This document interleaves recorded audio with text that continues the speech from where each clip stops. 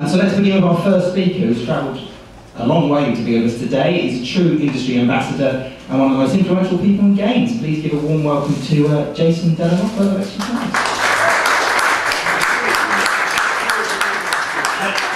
is not that. I'm on the East Coast, so it's not that far actually. All right, so I'm from Execution Labs. We are a game accelerator and investment platform. We are actively writing checks to game developers worldwide.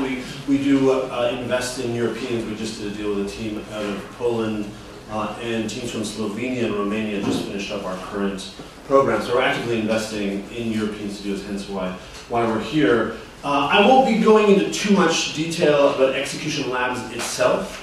Our website is quite detailed in terms of how our programs work and the funding we provide and the mentorship and all that kind of stuff. We're quite transparent in that, and sort of indie-friendly in that we don't want to take advantage of the usual asymmetry of knowledge where we sort of exploit the fact that people don't usually understand finance and all that kind of stuff. So we're super open and transparent.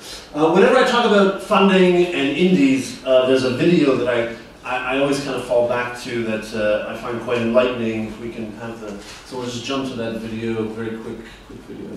Enjoy. Today I got an Xbox 360. I got it at Costco in one of those bundles where you get an extra controller and a copy of Halo 3. Yeah, bro, get the new Madden. Hi, my refresh code is 199. Who wants to trade Pokemon? I've got a Jiggly. I love Baller. Street Fighter 4. Game Boy. I made a game in my room. It's called Box Hero. Just made it in my spare time. I'm trying to start a company, maybe someday make a lot of money with it.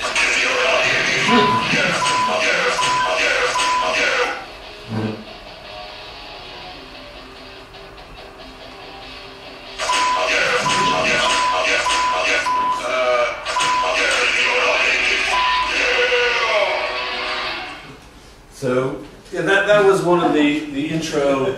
Yeah, microseconds.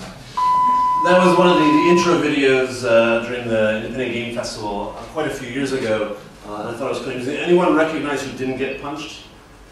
You don't know? It's an American. It's Dan Paladin from the Behemoth. I think that year or the year prior had won the grand prize or something. But there is this kind of romantic notion of what it means to be indie. Most people should recognize that as Phil Fish, famous for Fez and of course Indie Game the movie, where there's this sort of sense that you're struggling as an indie creator, that this kind of romantic notion of the starving artist, and you know, it's something that we see almost every time we talk to developers who are looking for funding, where they're struggling with their identity as a creator, as someone who's trying to build meaningful games, but also is trying to build a business and generate revenue. And I think it's time that we start to abandon this kind of purely romantic nature of I have to starve or suffer for my art. But it also brings up the question of who is indie, and this is something that often is quite debated. And so I think of indies as sort of the combination of creative and legal independence. So if you're working on your own ideas, it's your own IP and so on, that's being creatively independent. And if legally your own company, your own structure, you know, it's just you, nobody owns you, you're not part of some big conglomerate, then you are legally independent. And if you have both of those, then you are an indie. I mean, just to fill the other ones, then down here would be work for hire. Right, so your little outsource shop, your own company, but you're not creatively independent because you're making tanks for some other company or art assets or whatnot. Internal studios kind of have it reversed, where they're not creatively independent nor are they legally independent. They're told, make the next FIFA, make the next Assassin's Creed, and they just go forward and do it. The more rare one is this one here, kind of Skunkworks or internal R&D, where they're not legally independent because they're part of an existing company, but they do have some creative independence. And for example, someone says, take the Oculus Rift and go hide in a meeting room for 6 months and come back and come up with something. So they have creative independence, but they're still part of an existing entity. So there's still a lot of room for interpretation of what indies mean. I mean, everyone has their notion of, well, does it mean retro graphics? Does it mean I'm making money or not making money? Does it mean I'm only a one-person studio versus, does a 100-person studio count?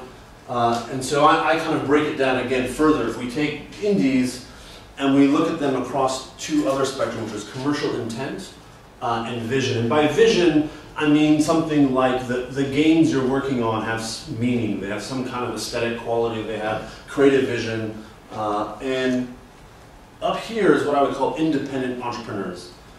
Right? So they're legally and creatively independent. They have commercial intent, so they're trying to build a business. They actually want to generate revenue and put products into the marketplace, but they have vision, meaning the games they're working on are meaningful. They have some kind of aesthetic, or they're actually good. Down here would be the starving artists, right? They have no commercial intent, but they're creating cool stuff. It's a poem to my dead girlfriend, or I don't know, something about suffering, or whatever. So it has some kind of vision, but they're almost, they don't want to make money because it's more of a personal expression. Folks down here are just lost. They have no vision, they have no commercial intent, they're just sort of wandering. And then up here is sort of, for lack of a better term, the kind of copycats, or maybe you also call them the sellout indies, where they want to make money, but they don't really have artistic or creative vision. So this would be everyone making a Candy Crush clone, or Clash of Clans, city builder type game. So they're creatively and legally independent. They want to make money, but they don't have vision because they're just sort of copying what someone else is doing. So to me as an investor, the most interesting quadrant is independent entrepreneurs. Right? I want to invest in projects, invest in teams, invest in companies that have vision, that are innovating, that are creating something meaningful and special, but also are doing it with the intent of that thing being a product that's going to go into consumers' hands that are going to pay money, regardless of the business model. So some examples of independent entrepreneurs: Ramming, everyone should know Ramming, Ridiculous Fishing, Luftrausers, a whole bunch of other games. Super indie. No one would question that the games they're doing aren't visionary and innovative and artful and so on, but those guys are making crap tons of money. Right? And they're aggressively doing it. So everybody loves Rami because he shares, he's very open with the community, he's very giving, but they are, or Lambi are, it's an independent entrepreneur. Anyone know this guy, Nathan Vella from Cappy? Probably their most famous game is Sword and Sorcery, one of the best-selling games on iPad, and more recently did Super Time Force on Xbox Live, but is also one of the co-founders, partners of Indie Fund. They're super indie, 20-person studio out of Toronto. Games they're doing are very artful, visionary, all that kind of stuff. But they're in it to make money. They're building a business. They're doing it very wisely. They're doing it very, very much with intent. Genova Chen, Journey, right? Journey, Flow, Flower. Really, some of the best games, most innovative, creative games being made. Genova, one of the most talented designers out there, but they're a real business. They got $5 million+ from some Valley investors. They got a great deal from Sony a few years ago as they were leaving university. They're building a company, they're building a business with intent, and yet making really stunning, really amazing games. And of course, Tim Schafer, independent entrepreneur. Whatever, we all know Tim's story. Another one I want to mention is Kit Fox. Kit Fox Games is a studio that we accelerated back in Montreal. A team of veterans led by Tanya Short, who's actually been quite vocal about her journey as an independent developer. She worked in AAA, was at Funcom as an MMO designer for, 5 or 6 years, worked on Age of Conan and Secret World and all kinds of other cool stuff. If you met her, you wouldn't think of her necessarily as a business person, but they understood that in order to succeed, in order to have commercial intent, to be independent entrepreneurs, they would have to wear the suit. They would have to take on the role of being business people, business person. Their second game, Moon Hunters, was part of Square Enix Collective. It got kickstarted. It took on some VC money. It also got money from the Canadian Media Fund. Luckily, in Canada, there are certain government funding options. But it is a game with vision. They are a team with vision. They're doing artistic, interesting stuff. One of the interesting things that Tanya often talks about is the notion of the imposter syndrome. That most of us who are actually doing good, meaningful work sort of don't believe we belong. right? And there's a confidence issue when we're thinking about building our businesses. The inverse of that, the Dunning-Kruger effect, of course, is when you think you're awesome, but really you're not. That's a whole other issue. But we encounter a lot of those people as well, which tends to be amusing. But there's always a challenge as independent entrepreneurs where you tend to be coming from more so the production side, right? Like Tanya, she was in AAA MMO for 10 years, super confident designer, but as a business person not having that confidence, always feeling like an imposter in this space where she doesn't belong, trying to do deals and negotiate and pitch and do community development and PR and all that kind of stuff. So it's definitely a challenge that we're seeing with a lot of developers that we're talking to. And the business side is something what a lot of people call the whole kind of come to Jesus moment, right? Where you're talking to a team that believes they're on a good path, that are creating something that they think is going to succeed in the marketplace, and they have no clue, right? And you have to do this sit down with them, the whole come to Jesus talk, which is to help them understand the business side of things and what it's going to take to succeed, how the financing is going to work, how to put this game into the market as a product. Think about audience, all of these kinds of things, which most people put off because they don't want to sort of deal with the truth. Right? They've got their idea, they're creating something they think is cool, but they haven't met with Jesus yet to have that sort of sense of what they're doing is actually not going to succeed, even though it may generate an interesting game. And Execution Labs, the very first batch of teams we did, we ourselves kind of dealt with that issue, right? That all of the teams made good quality games, but none of them succeeded to the extent that we were expecting financially. So even we had to have this sort of come to Jesus talk about really thinking about what was required to succeed in the marketplace. And at the end of the day, it's never just about the money, right? Everyone is here to seek investment, to try to get a publishing deal to show off their game, etc. You have to understand that if you're seeking funding, whether it's from a publisher or an investor, an angel, it is never just about the money. And in all cases, it's a whole bunch of other stuff that you're signing up for. So you have to think about whether or not you're seeking funding for your project or for the company. And it just seems like, well, I just need money, like I'm going to go get some money. But there's a lot of difference between whether you're getting funding for your company or for your project. And the differences are largely across the economics as control and also what you're getting in exchange. In terms of, the slide screwed up, stake should be there, should be revenue share versus equity stake.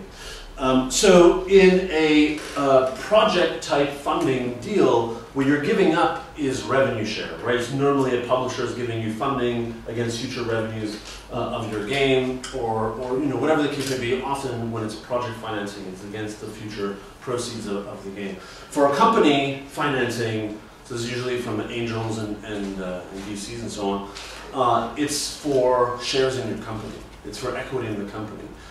The company-based financing tends to be more interested in long-term potential of the team as opposed to the short-term potential of one particular project. And so the economics are dramatically different. In terms of control, on project deals, it's about control of the IP. Who owns the IP? Who has rights to do the sequel? Who has rights to put it on different platforms or regions and so on and so on. It's all about control of the IP, whereas on the company side, it's board control. Oftentimes an investor or a VC gives you money, they want a board seat, or they have certain veto rights that allow or disallow certain activities to occur with or without their approval.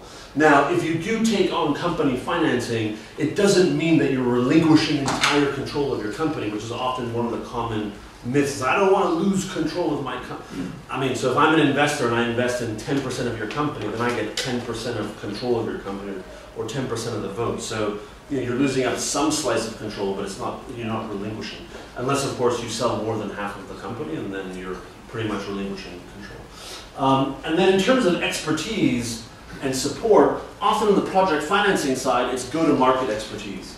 Right? It's a publisher that gives you funding and then helps you bring the project to market, helps you with PR and all of that kind of stuff, QA, et cetera, et cetera.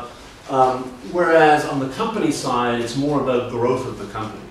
right? As an investor in the company where I have shares and part ownership of that studio, I want to see that studio grow and succeed over a long period of time and have the value of my equity increase it in value. So the type of expertise and support you would get tend to be about how to lead and grow a company, how to expand and scale, and may not be so relevant on a per project basis.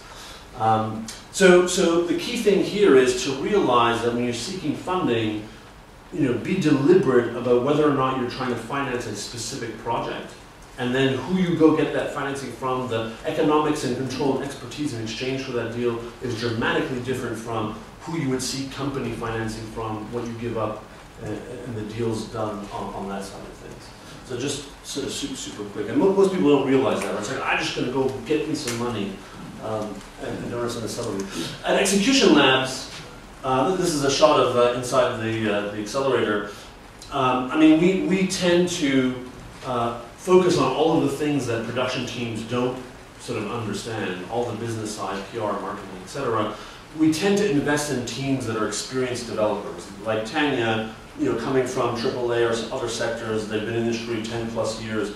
We don't tend to invest in kids coming out of school or completely rookie teams. It's just too much risk. But we do surround them with all of the kind of business knowledge, mentorship, connections to all the platforms, press, et cetera, et cetera.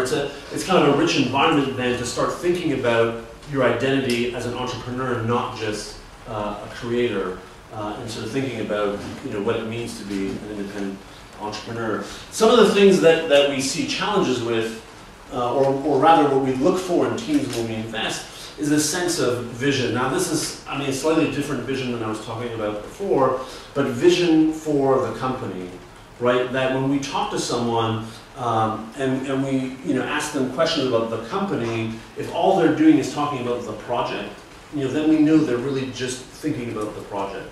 And we've asked the team, well, tell us about the origins of your company. Oh, well, we had the idea for this project 2 years ago. And what's the future of the company? Well, this project is, they're not thinking about the business they want to create, the type of company they want to build, the culture they want to have. And so one of the trick questions we'll use is we'll ask you, what does game 3 look like? And if you can't answer that, if you can't think about what your roadmap is, that's sort of a red flag to us. That means you're overly kind of narrow and short-term minded on just making this project happen versus thinking about the company you're building, which leads me to the other one, which is this notion of scaffolding. It's super important, especially as independent studios, independent developers, that everything you do is kind of a step to do the next thing better and faster, right? So if you know what your game 3 looks like, then you can ensure that the tools you use, the people you hire, the processes you incorporate in the company kind of are working towards building that third game. That each thing is kind of a brick that you're laying, as opposed to, well, let's build a ninja game now, so we're using Unity and some physics engine, we go off and do the ninja game, and now we have an idea to do a football game, and so we're going to use this engine, and there's no kind of leveraging of assets, tools, technology, expertise that you did on the first one. So I'll go back to Tanya with KidFox. Their studio is built around the notion of procedural generation, like leveraging the technology of procedural generation, and also a lot of interest in interactive narrative and sort of procedural narrative. So the first game they did, called Shattered Planet, was a mobile game, relatively small in scale. It was a roguelike sort of sci-fi game where the levels were all procedurally generated, and you were kind of doing these little story snippets that they would stitch along as you played the game. But they had in mind that their second and third game were going to sort of progress along those elements of procedural generation and interactive narrative. So game 2, Moon Hunters, has nothing to do with roguelikes. It's not a sci-fi game. It's like Mesopotamian art style, and you're building mythology and all this kind of crazy stuff. It's a 4-player co-op game. But the levels are also procedurally generated, so they're leveraging all the kind of code and tech they were using to generate levels in the first game into the second game, and then they're extending the sort of the story snippets element into this kind of mythology building where you're looking in the stars and stitching together story. I don't even understand how it works. But everything that they built and learned during the first one allowed them to kind of build the scaffolding now to put all of that stuff into Moon Hunters, and then their third game is going to extend on that even further, where now it's community snippets, all this kind of craziness. But it's sort of a continuous line. So now, if as a company, you're not thinking about the vision, the kind of studio you want to build, the things that matter to you, and what your game 3, 4, 5 look like, then how can you be doing the things on your game right now that build the bricks or lay the scaffolding to enable you to get to game 3? So that's what I mean by vision.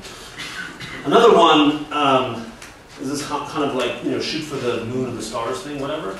It's a real challenge that we're seeing with independent developers in that they're often not ambitious enough. And this one is counterintuitive in that what we're seeing is that the really smart, pragmatic indie developers are creating games that they have the resources to create. Meaning, well, we're only 2 guys, and so we don't want to bite off more than we can chew, so we have this small little game that we know we can ship and kind of get out quickly and so on. And that's very smart to do if you're bootstrapping, but if you come to an investor, it's often not enough. It's like, okay, well, I get it, that's really smart, you're being responsible, not being too ambitious, but I need something ambitious to feel like, I can help you and the resources we provide will help you get there.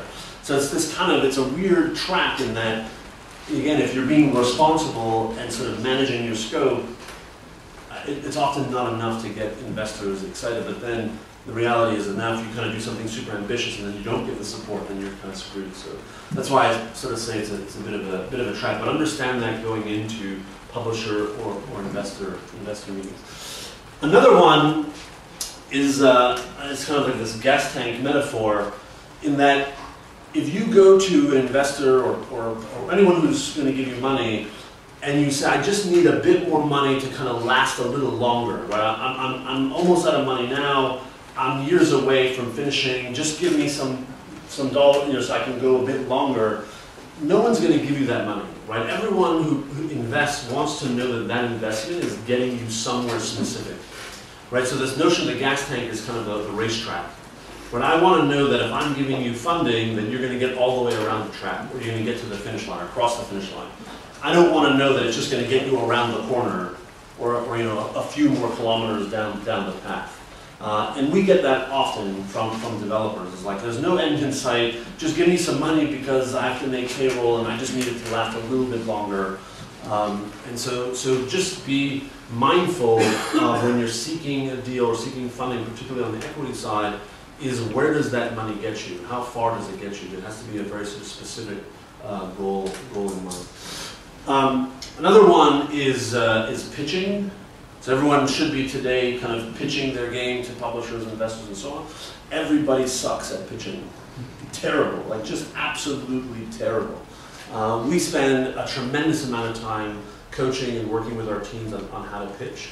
And there's no excuse for it, right? I mean, there's tons of resources out there, maybe not so much from the game industry, but from the startup and venture community in general, where you can learn a tremendous amount about how to pitch yourself, your team, the vision of the company, the project, and so on. At the end of the day, most people are just way too focused on the nitty-gritty of their game and the mechanics and all that kind of stuff, and they're not putting themselves in the shoes of who's listening to them and what's important to them and what they're looking for. I mean, we can do a whole weekend workshop on pitching and so on, but I guarantee you all suck, and you should all do your homework and research and do more, because it makes a difference. And the important thing is, you have to realize that you're always pitching, right? Even if you're at the pub having a pint and someone comes up to you and says, hey, what are you up to? Like that, you're pitching. When you answer that question, you're pitching. And so pitching is not just the kind of salesman-ish part of your job, it's also about bringing people into the vision of what you're doing. Right? It's also when you're talking to the press, it's also when you're trying to get a new team member to join and be part of the project, you're pitching them. You're pitching them on this awesome thing that you're doing, the company you're building, the vision you have, all that kind of stuff. And if you can't articulate that and do that in a good way, you're gonna have trouble. So pitching is super, super important. The next one, this is Nathan again. What he calls the kind of beers with friends business model, which is the personal, social elements matter. They matter a lot. But at the end of the day, most people do business with the people that they like, that they want to do business with. And so the social, personal interaction elements of what we do is super important. And not to forget that. But also, this idea that we need to also be sharing the business knowledge. This is back at Execution Labs. We often do these workshops at night. You can't really see her, but the one with her hands up is Kelly Wallach, who's the director of Indie Mega Booth. And she's really intelligent about community development and engagement when you go to expos, how to really engage your fans and stuff. So Indie Mega Booth, for those who don't know, is the massive 100 indie studio booth that they do at PAX East and PAX Prime, and they also do it at Gamescom in Cologne, and they're off in Japan and stuff like that. But the same way that we often share knowledge about design and production and tech and all that kind of stuff when we're at the pub, we also need to be doing that on the business side, right? And we need to be sharing knowledge amongst ourselves about how deals are done and how to pitch and all that kind of stuff. So for example, in Montreal, we have a sort of kind of secret mailing list of all the indie studio heads, where we share knowledge and information about publisher deals and we try not to break NDAs and such, and sales data, all that kind of stuff, so to help each other out. So I think that kind of sharing is super critical. The other one is the professionals, right? Lawyers. When I think of lawyers, I think of the guy, G-Man. Are there any lawyers in the room? Yeah. Someone got really upset once when I said this reminds me of lawyers, but you have to use the lawyers and the accountants, or else you will get screwed. And it's just super critical. And obviously, as an indie, you have limited resources to pay for this guy, but you need this guy. And I don't care how smart you are. It's a requirement. And when we do deals with the studios, obviously we have our lawyers, but we make sure that the teams we're doing work with actually go and get the stuff reviewed. Even though we say we're indie friendly, we like to believe so, you still need to have all of your stuff reviewed. So don't forget about these people, don't avoid them. Actually, when I was walking here, I realized I used the wrong boss, right? It's who's the guy here from the office? It's Ricky Gervais. So I'm like, oh yeah, it's the wrong. Okay, so imagine that's Ricky Gervais. So at the end of the day, one of the most important things to realize as an independent entrepreneur is that you always have a boss, right? And that boss might be the publisher who's breathing down your neck because you signed a deal. It might be the investor that gave you a bit of money and now is curious about how the project is going. Or more often than not, it's your fans, right? It's the gamers. And even those who don't go for investors and don't go for publishing because they went on Kickstarter and they thought they were completely free, at the end of the day, your backers now are your boss. And we've seen in the news all kinds of situations where the backers are there's a mutiny or people are rising against Bosch projects, all this kind of stuff. So you always have a boss one way or another, and so this kind of, again, this romantic nature, the whole sort of Phil Fish notion of the starving artist suffering for your art, having that complete independence, et cetera, is kind of a myth, because we're always responsible to someone, even if it's just our fans. That's if you have commercial intent, right? If you're just lost, or you're trying to be a copycat, or you're a starving, like if you're a starving artist and you're just creating for your passion, then go and do that, but don't expect that you're going to have any commercial success necessarily. And then the sort of other bit is like invade other communities. This is the best image I can think of. I kind of mentioned this idea of the investor and sort of venture and startup community. I'm sure in London it's kind of on fire. Show up to one of their pitch events, right? Go to a business strategy workshop or something like that. They'll never say the word game, but you will still learn a ton of stuff. And sort of looking for those other communities is really quite important, because in the game industry we don't talk about this kind of stuff nearly enough. And you may get lucky and find some investors or angels that are curious about the game industry and may open up certain opportunities. But go there to learn. In that vein, 2 books I'd like to recommend. One is Venture Deals. Excellent book if you're looking to get investment on the equity, on the company side of things.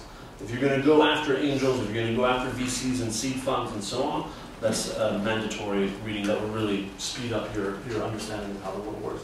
And The Art of the Start is another good one, more so on the venture side, but particularly good in terms of how to think about the vision of the company and why you're doing this and how to pitch and present yourself. Again, neither of these books will ever mention the word game, but still really good knowledge in those. All right, you take a picture. And at the end of the day, as I said before, have commercial intent. I mean, I think to a certain extent this is self-selecting and that you're all here at an event to pitch to publishers and investors. So I'm guessing most of you are not thinking about being starving artists and such. But it's okay, right? You can still be independent and make money and do deals and all of that kind of stuff.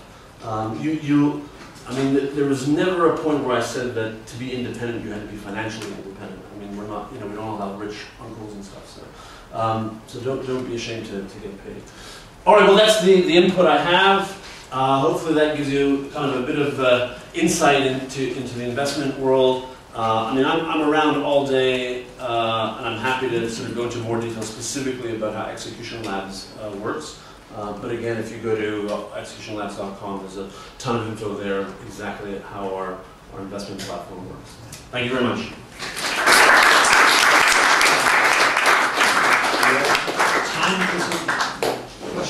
We probably have a minute. Okay, yeah, happy to take a question or two before we break. Okay. We're all scared now. Yeah, I mean it's. I mean just have commercial intent. I think is a key one, right? Most of the indies tend to just sort of flail about and not really understand that they're actually trying to put products into market. So go out there and get your products funded in this. All right, thank you very much, folks.